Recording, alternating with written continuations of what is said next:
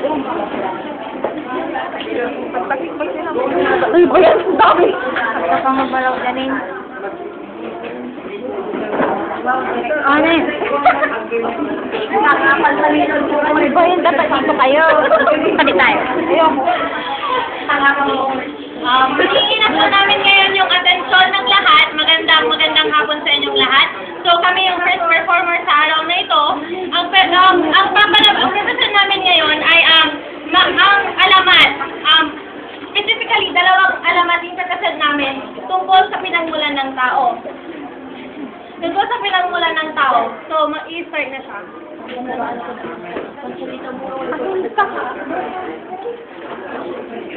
Nagalin mo yung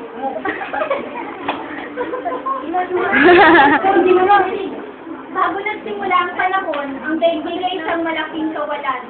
Ang tahanan ng Diyos ay di masukat ng kalawakan. Naging malungkot ng Diyos sapagkat wala siyang makita at walang malaw. Ang araw ay sumisikat, maliwanag na parang dito at ang langit ay napapalumutihan ng magsusisira. Sa malayo ay nasisilip ang buwang kabilugan, samantalang sumisikat at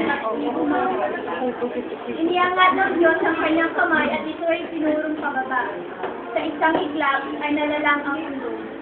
Ang mga luting kakahuyan ay sumibol, pati ang damo. Namukadkad at sumalikuyak ang mga bulaklak. Ang mga dagat ay umagal at ang mga ilog ay umagal. Nagliparan ng mga ibon sa hinkakawilan na gawitan. Nayari ng Diyos ang sanlibutan. Ito ay isang binigyan at mahiwagang para ito. Sa araw, ang hari ng mga ibon ay lumilipat at inalugan ang gawin.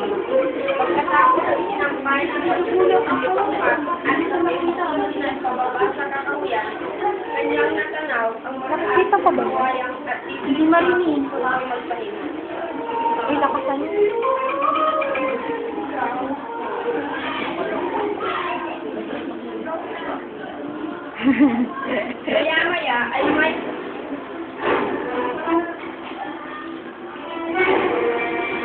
Maya-maya ay may tumiting kumapag na sa itaas na kawayan.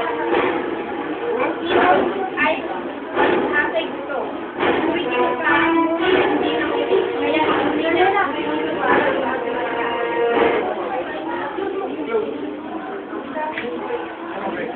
Wow, ano nangyari? Si malakas na kasi maganda lalabas.